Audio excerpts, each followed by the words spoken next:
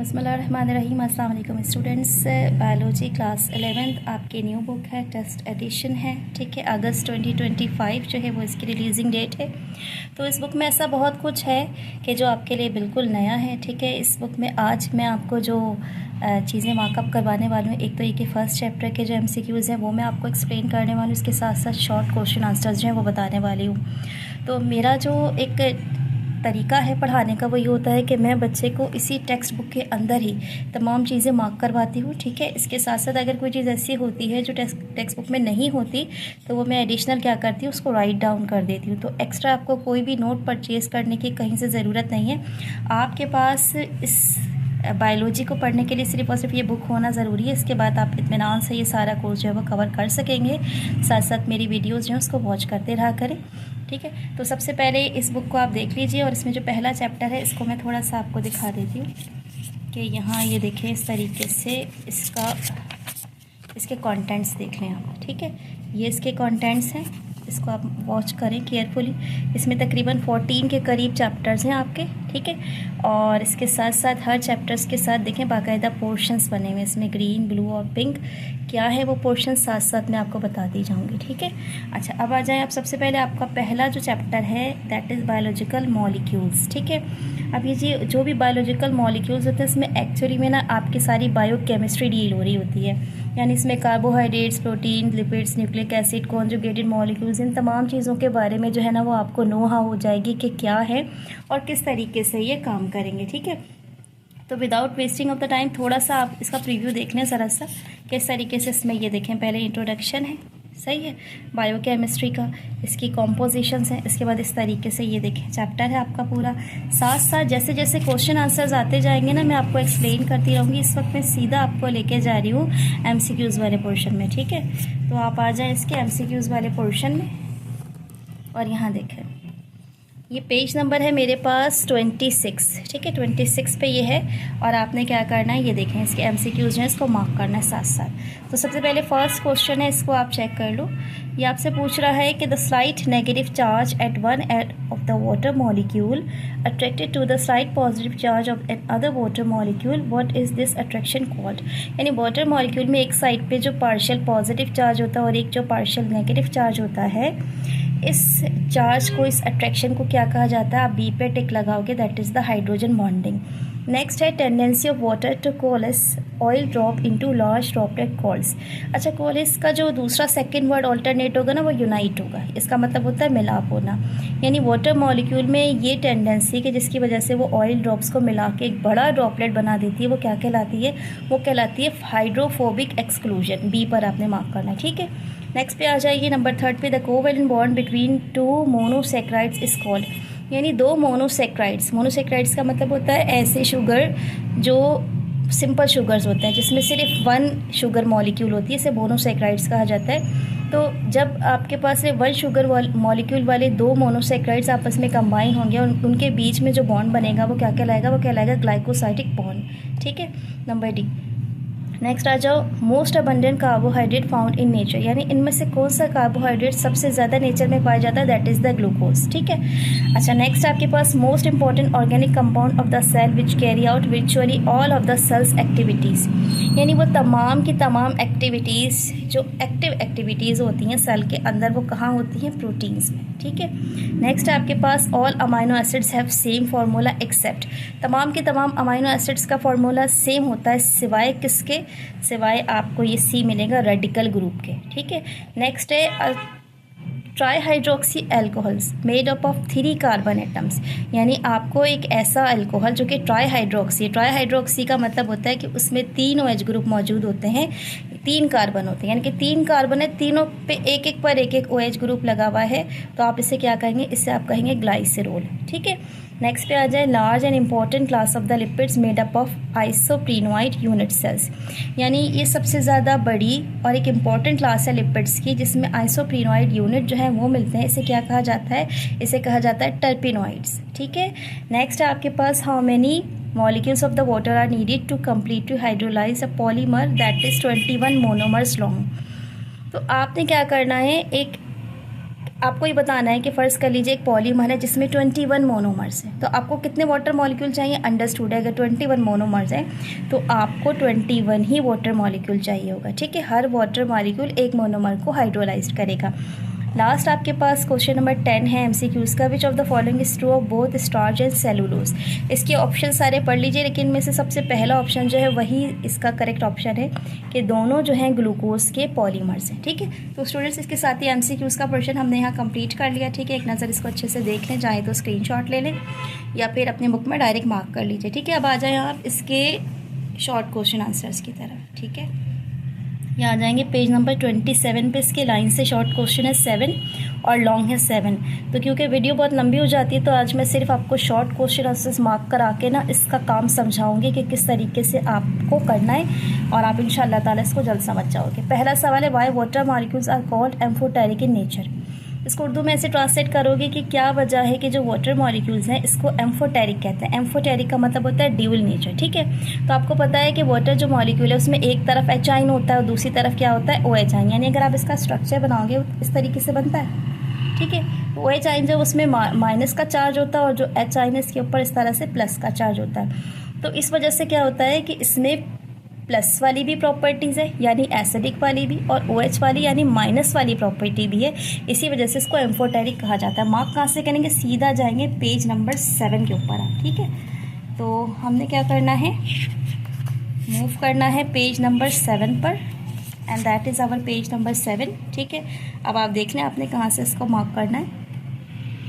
The water molecule ionize into H ion in OH ion. This reaction is reversible, also maintain equilibrium. Due to ionization property, water may behave as acid or a base, that is amphoteric in nature.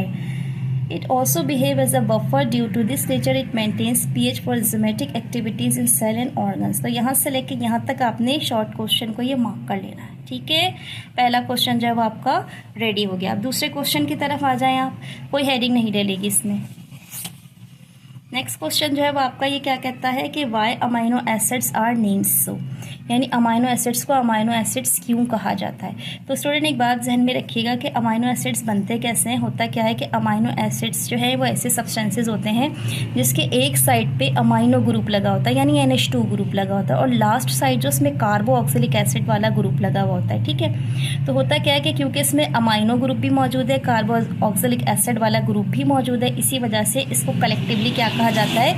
Amino acids. Page number 13 पे इसका answer है, आप सीधा move करेंगे उधर, ठीक है जी। इधर आ जाइए सीधा, ये देखिए amino acids are organic compounds which contain at least one amino group NH2 group which work as the base and one carboxylic acid work as an acid. Both are chemically bonded to an asymmetric carbon atom. Asymmetric carbon atom का मतलब क्या होता है? ऐसा carbon atom जिसकी चारों sides एक जैसी नहीं है, यानी एक साइड पर अगर हाइड्रोजन ग्रुप लगा हुआ है तो एक साइड पे अमाइनो ग्रुप लगा हुआ है, एक साइड पे कार्बोक्सिलिक, एक साइड पे कोई और अल्काइल ग्रुप लगा हुआ हो सकता है। ऐसा कार्बन एटम जिसमें चारों साइड्स पे 4 अलग अलग एलिमेंट्स अटैच है, इसे हम कहते हैं कि ये एसिमेट्रिक कार्बन एटम। अच्छा, जिस कार्बन एटम पर या अमाइनो ग्रुप और कार्बोक्सिलिक एसिड ग्रुप दोनों लगा हुआ है इसको आप अल्फा कार्बन भी कह सकते हो, ठीक है। तो इसका जो जर्नल स्ट्रक्चर होता है वो ये होता है जिसमें एक तरफ कार्बन है, एक तरफ हाइड्रोजन, एक तरफ अल्काइल ग्रुप है, एक NH2 और एक COOH यानी कार्बोक्सिलिक एसिड है। यहाँ से लेके यहाँ तक आप मार्क करेंगे, ठीक है। एक्सप्लेन मैंने आपको पहले ही कह दिया क्योंकि इसमें दोनों ग्रुप्स हैं, इसी वजह से इसको अमाइनो एसिड कहा जाता है, ठीक है। नेक्स्ट क्वेश्चन की तरफ अब हम मूव करेंगे, क्वेश्चन नंबर 3 पर। जल्दी से इसको देखते हैं।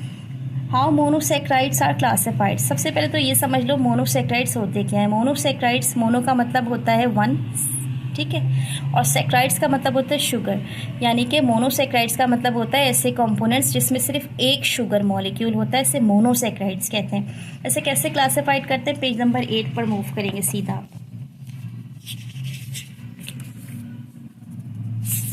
ठीक है। इधर आ जाएं। अब आप इस क्वेश्चन को थोड़ा सा समझ लीजिएगा। सबसे पहले तो आपने मार्क कर लेना है, ठीक है। मार्क आप कहाँ से करेंगे? ये देखें मोनोसेक्राइड्स की हेडिंग है, पेज नंबर 8 है मेरे पास। आपने इसको यहाँ से मार्क करना है। Monosaccharides can further classified on the basis of carbon atom present in them, the suffix OS use with number of carbon atom present in them. यानी कि मोनोसेक्राइड्स जो है इसको हम फर्दर क्लासिफाइड किस तरीके से करते हैं कि कितने कार्बन एटम जो हैं इसमें प्रेजेंट हैं। 3 हैं, 4 है, 5 हैं, कितने कार्बन एटम इसमें प्रेजेंट है? शुगर तो एक ही होगी, लेकिन कार्बन एटम डिफरेंट हो सकते हैं, 3, 4, 5। तो अब आपने क्या करना है, पहले तो यहाँ से लेके यहाँ तक मार्क करना है। उसके बाद एग्जाम्पल में देखें आप 2-3 जो नाम आपको याद हो रहे हैं ना, बस सिर्फ उसके नेम लिख देंगे। जैसे कि ट्राइओस, ट्राइस का मतलब होता है 3 कार्बन, टेट्रोज यानी 4 कार्बन, पेंटोज यानी 5 carbon, hexose 6 carbon and heptose 7th carbon. तो इसमें से 2-3 जो आसान नाम आपको लग रहे हैं, बस उसकी एग्जाम्पल करके सिर्फ नेम मेंशन कर दीजिएगा। आई रिपीट, मोनोसेक्राइड्स की डेफिनेशन पूरी यहाँ से लेके यहाँ तक आ जाएगी, और एग्जाम्पल करके 2 से 3 नाम जो आपको आसान लग रहे हैं उसको मेंशन कर दीजिएगा। क्वेश्चन 3 आपका कंप्लीट हो जाएगा। ठीक है, नेक्स्ट क्वेश्चन पे मूव करते हैं हम। इधर आ जाइए। आपका जो नेक्स्ट क्वेश्चन है ये आपसे कह रहा है enlist bio elements make 98% of the living systems, यानी आपको उन एलिमेंट्स के नाम बताने हैं जिससे आपका लिविंग सिस्टम बनता है तमाम जानदारों का। इसमें इंसान भी मौजूद हैं और दूसरे जो एनिमल्स हैं वो भी मौजूद हैं। तो आपको उन बायो एलिमेंट्स के नाम बताने हैं जो कि 98% लिविंग सिस्टम को मेक करते हैं। पेज 2 पे चले जाइएगा, बिल्कुल स्टार्ट पर है ये। इसमें टोटल 6 एलिमेंट्स ऐसे आते हैं जो आपने क्या करने होते हैं, इसके नाम देने होते हैं। ठीक है, तो आप इधर आ जाइए सीधा। ठीक है, यहाँ देख लीजिए, यहाँ पे आपके पास पेज होगा, पेज नंबर 2। ठीक है, यहाँ से आपने देखा है 4 जहाँ पे मैंने मार्क किया हुआ, यहाँ से आप लिखेंगे the elements which are involve in the synthesis of bio molecules are mainly 6, that is carbon, hydrogen, oxygen, nitrogen, phosphorus and sulphur. ठीक है, कंटिन्यू चल रहा है, नेक्स्ट पेज तक ये, यहाँ तक मार्क करेंगे अब आप इसको। They form approximately 98% of the bio molecules. तो यहाँ पे ये क्वेश्चन जो है वो फिनिश्ड हो जाएगा। ठीक है, तो इन 6 एलिमेंट्स का आपने नाम बताना है और ये बताना है कि 98% जो है ये बायो मॉलिक्यूल्स बनाते हैं। अगला जो है आपके पास क्वेश्चन, इसको देख लो। Why fats provide more energy than carbohydrates. पहले तो इस वाली बात को समझ लो कि एक्चुअल में फैट्स जो होते हैं जब भी ये ब्रेक डाउन होते हैं ना, तो ये आपके जो कार्बोहाइड्रेट्स होते हैं उसके मुकाबले में ज़्यादा एनर्जी रिलीज़ करते हैं। लेकिन हम इसको क्यों प्रेफर नहीं करते, क्योंकि जब फैट्स डिकम्पोज होते हैं या इनका ब्रेक डाउन होता है तो ये बहुत लॉन्ग टाइम ले लेता है। ठीक है, तो ये इतना लॉन्ग टाइम ले लेता है, उसके साथ साथ एक एक्सोथर्मिक रिएक्शन भी होता है। तो क्विक एनर्जी सोर्स के तौर पर कभी भी कोई भी आपको फैट रिकमेंड नहीं करेगा। ठीक है, अगर किसी को क्विक एनर्जी चाहिए तो आप उसको फ़ौरन कार्बोहाइड्रेट्स देंगे। लेकिन अगर आप एनर्जी के बारे में बात करना चाह रहे हैं तो आपको फैट हमेशा ज़्यादा एनर्जी देगा एज कम्पेयर टू कार्बोहाइड्रेट्स। ये नॉर्मली डबल तो देता ही, और बास केसेस में अगर ज़्यादा अच्छा फैट आप इस्तेमाल कर रहे हैं तो ये डबल से ज़्यादा भी एनर्जी देता है। पेज 17 पर आएंगे हम सीधा, और यहाँ पे आपको इसका आंसर मिलेगा। यहाँ पे देखिए पेज नंबर 17 पर सीधा इधर आ जाइए। अच्छा, फैट का जो दूसरा नाम है वो क्या है, एसाइल ग्लाइसरोल। ठीक है, एसाइल ग्लाइसरोल को फैट भी कहा जाता है। Acyl glycerol provide energy for different metabolic activities and are very rich in chemical energy, twice in amount of the energy content than carbohydrates. It is estimated that a person of the average size contain approximately 60 kg of the fats which contain 144 into 10 की power 3 kilo calories of energy. यानी अगर कोई normal आदमी है जिसकी body में तकरीबन 16 kilogram के करीब फैट है तो उसको एनर्जी जो मिल रही है वो कितनी है, 144 इंटू 10 की power 3 kilo calories of the energy. और ये क्या होती है, तकरीबन ट्वाइस होती है as compare to the energy which is converted by the carbohydrate. जो कार्बोहाइड्रेट दे रहा है उसके मुकाबले में तकरीबन डबल होगी। ठीक है, यहाँ से लेके यहाँ तक आप इस क्वेश्चन को मार्क कर लेंगे। दोबारा चेक कर लीजिए, यहाँ से लेके यहाँ तक आपने मार्क करना है। ठीक है, अच्छा नेक्स्ट क्वेश्चन पर आ जाइए। अच्छा जी, नेक्स्ट क्वेश्चन जो है वो आपका, इसको देख लीजिए, सेट कर लूँ मैं इसको। यस, नेक्स्ट आपके पास how many steps involve in nucleotide formation. Students, इसको पहले मैं क्वेश्चन बता दूं फिर आपको बताऊं कि किस तरीके से करना है आपने। ये आपसे कह रहा है कि कितने स्टेप्स इन्वॉल्व होते हैं न्यूक्लियोटाइड फॉर्मेशन में। सवाल को पढ़ के बच्चे को लगेगा शायद इसमें लिखना होगा मुझे step number 1, step number 2, step number 3। नहीं, ऐसा कुछ भी नहीं है, बल्कि एक पैराग्राफ की शक्ल में, और इसमें आपको बता रहा है कि किस तरीके से पेंटोस शुगर होती है, एक फॉस्फेट ग्रुप होता है जो अटैच्ड होता है और एक न्यूक्लियोटाइड फॉर्म हो जाता है, और अगर फॉस्फेट ग्रुप ना लगा हो तो वो न्यूक्लियोसाइड फॉर्म होता है। कैसे काम करेंगे आप, सीधा पेज नंबर 20 पर मूव करेंगे। ठीक है, तो पेज नंबर 20 इज़ दैट। ठीक है, यहाँ पर आ जाओ आप। अब आप देखो, यहाँ से देखो, यहाँ पे लिखा हुआ है ना कंपोजिशन ऑफ न्यूक्लियोटाइड, पेज 20 है मेरे पास। आपने सीधा यहाँ से मार्क करना है। Nucleotide are the monomers of nucleic acid which is pentose sugar based where is a nitrogenous base molecule is attached at its first carbon and a phosphate is attached at the fifth carbon of the pentose sugar. इसे कर देना as shown below. ठीक है. उसके बाद देखना the nucleotide without phosphate called nucleoside. यानी इसमें आपको ये क्या कह रहा है कि असल में न्यूक्लियोटाइड जो वो न्यूक्लिक एसिड का एक मोनोमर होता है. मोनोमर का मतलब समझते हैं ना आप, सिंगल यूनिट जिसमें एक ही न्यूक्लिक एसिड. तो इसमें एक पेंटोज शुगर होगी. पेंटोज शुगर का मतलब होता है ऐसी शुगर जो कि 5 कार्बन एटम वाली होती है. ठीक है. और साथ में एक नाइट्रोजीनियस बेस अटैच्ड होगा. तो फर्स्ट कार्बन एटम जो है उस पर आपके नाइट्रोजीनियस बेस अटैच होगा और जो फिफ्थ कार्बन एटम होगा उसमें आपका एक फॉस्फेट ग्रुप अटैच्ड होगा.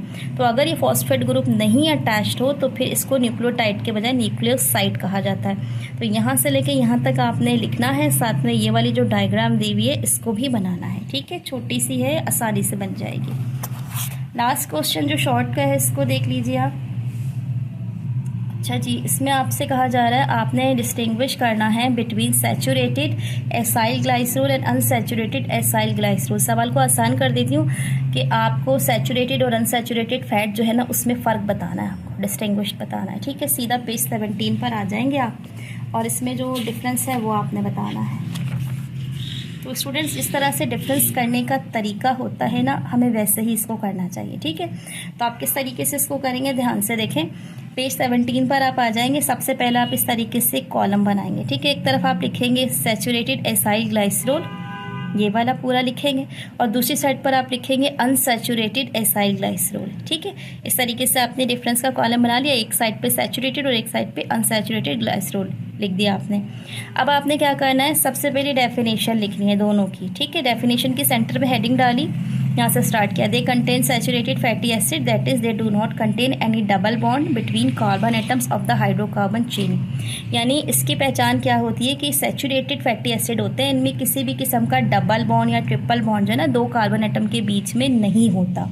तो आपने ये डेफिनेशन यहाँ लिख दी. और अनसैचुरेटेड की इस तरफ होगी. इसमें क्या होता है कि जो 2 कार्बन एटम है उनके बीच में डबल या ट्रिपल बॉन्ड की प्रेजेंस हो सकती है. आपकी बुक में डबल बॉन्ड ही मेंशन है तो आप इतना ही लिखेंगे. They contain unsaturated fatty acid that is they contain 1 और more than 1 double bond between carbon atoms of the hydrocarbon chain. यानी इसमें आपको कोई भी डबल बॉन्ड नहीं मिलेगा, इसमें आपको डबल बॉन्ड मिलेगा. उसके बाद नेक्स्ट आपके पास एग्जाम्पल आप इसकी दे दिएगा स्टेरीन की, और अनसैचुरेटेड में आप एग्जाम्पल दे देंगे लिनोलीन की. ठीक है. तो उस तरीके से जो डिफरेंस का सवाल है वो प्रॉपर तरीके से हो जाएगा, जिसमें एक डेफिनेशन और एक एग्जाम्पल शामिल होगी. अगर आप ज़्यादा अच्छे मार्क्स लेना चाह रहे हैं तो आप ये दोनों डायग्राम्स जो भी बनाने हैं. ये तकरीबन 18 कार्बन एटम जो है इसकी चेन बनी हुई है, आखिर में कार्बोक्सिलिक ग्रुप बना हुआ है. ये स्ट्रक्चर किसका, स्टेरिक एसिड का. सिंपल 18 कार्बन आपने लगाने और इस तरीके से हाइड्रोजन साथ में अटैच करके लास्ट में कार्बोक्सिलिक बनाना है. अब यहाँ पर भी क्या है, 18 कार्बन एटम्स यहाँ पर भी मौजूद हैं, आखिर में कार्बोक्सिलिक ग्रुप यहाँ पर भी मौजूद है. लेकिन यहाँ पर बीच में एक जगह यहाँ और एक जगह यहाँ आपने डबल बॉन्ड मेक करना है, बाकी पूरा स्ट्रक्चर एज इट इज़ है. ठीक है. तो इस तरीके से आपको ये लिनोलेइक एसिड जो इसकी डायग्राम मिल जाएगी. तो स्टूडेंट्स इसके साथ ही आज के जो MCQs हैं, जो शॉर्ट क्वेश्चन आंसर्स हैं, मैंने कंप्लीट कर दिए हैं. और इंशाअल्लाह ताला जो नेक्स्ट वीडियो इसमें लॉन्ग क्वेश्चन आंसर्स एक्सप्लेन करेंगे, क्योंकि लॉन्ग क्वेश्चन में मटेरियल भी ज़्यादा बताना होता है, तो इसी वजह से उसकी वीडियो मैं सेपरेट ही बनाया करूँगी. वीडियो अगर आपको अच्छी लगे तो प्लीज़ इसको अपने क्लास फेलोज़ में जो व्हाट्सएप ग्रुप बनाते हैं इसमें शेयर कीजिएगा, और मुझे अपनी दुआ में याद रखिएगा. चैनल को लाइक एंड सब्सक्राइब कर लीजिएगा. टेक केयर एंड अल्लाह हाफ़िज़.